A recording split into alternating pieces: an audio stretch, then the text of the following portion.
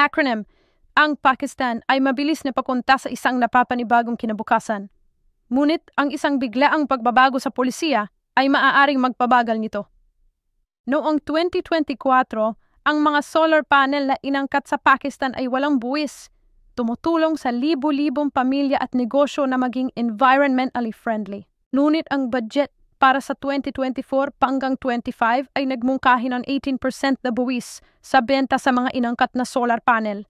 Mahalagang tinutulan ng publiko at nakinig ang mga mambabatas. Parehong tinanggihan ng komite sa pananalapi ng pambansang kapulungan at senado ang buwis.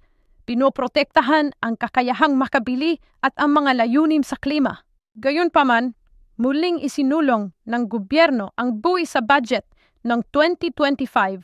Sa pagkakataong ito ay 10% at muli nagdudulot ito ng pag-aalala. Bakit? Dahil pinapalaki nito ang gasto sa solar, nagbabanta sa mga target ng malinis na enerhiya ng Pakistan at maaari madulot ng pagbabalik ng mga tao sa mahal at nakakalaso na kuryenteng nakagrib.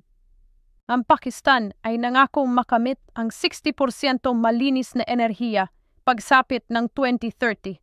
Ang pangakong iyon ay nakasalalay sa madaling ma-access at abot-kayang solar, hindi sa mga bagong hadlang. Kailangan ng mas matalinong polisiya, paurong-urong na buwis, lokal na insentibo at matitibay na pamantayan, hindi mga hadlang. Sa huli, ang pagbawas mula 18% hanggang 10% ay isang pagbuti, ngunit hindi isang panalo. Dahil ang solar power ay hindi dapat isang luho.